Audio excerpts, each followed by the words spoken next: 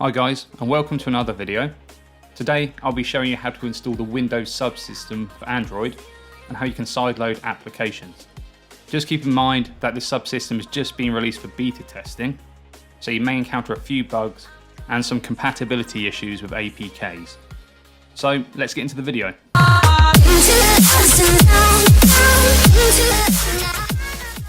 Firstly, we need to download and install the Windows subsystem for Android. And you can get this by heading over to the XDA developers page, where they have hosted the download for you. And I've included this link in the description below. Once you have the file downloaded, store it somewhere that's easy to locate, such as the root of the C directory. Next, we need to open up the Windows terminal in admin mode. And you can do this by right-clicking on the Start menu button and selecting Windows Terminal Admin. Once in the terminal, enter the following command, which includes the path where you save the MSIX bundle. So in this example, I saved it in the root of the C directory, and then afterwards just hit enter. If all goes well, the package will be installed, and you'll have a new application within your Start menu, which will be named Windows Subsystem for Android. Next, we want to run the subsystem, which will enable us to sideload applications. In the Start menu, open up Windows Subsystem for Android. Next, hit the Files button in the top right to initiate the application.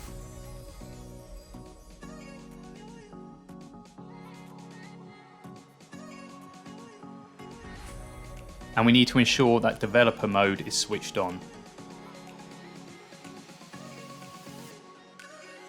If you receive any errors about the virtual machine not running, then you'll need to go into the Control Panel, Programs, and then select Turn Windows Features on or off.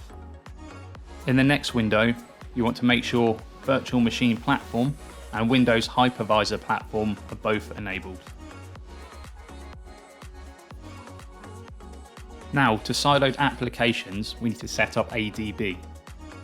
And the platform tools required for this can be downloaded from the link included in the description below.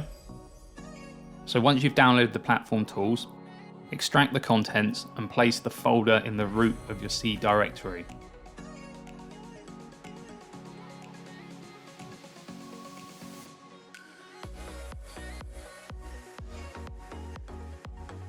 Now we just need to get some APK files. In this tutorial, I'm not going to tell you where to obtain these files, but there are many sources on the internet where you can obtain these legitimately. So here I have some APK files which are in my downloads folder. So I want to take note of these names and the directory of where they are.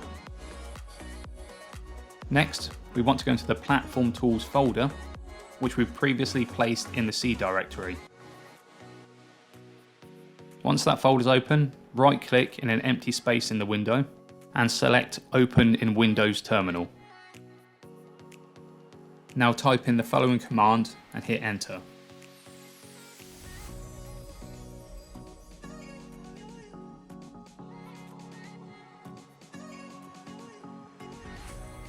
Next, in the terminal window, enter the following command with the path and the name of each APK file that you want to install. Once you've done this, you simply hit enter and the application should, hopefully, then be installed on your computer. And you'll just need to repeat this process for each application that you want to sideload. So if everything went to plan, then the application that you've just installed will be present in the Windows Start menu, just like it's a native Windows application.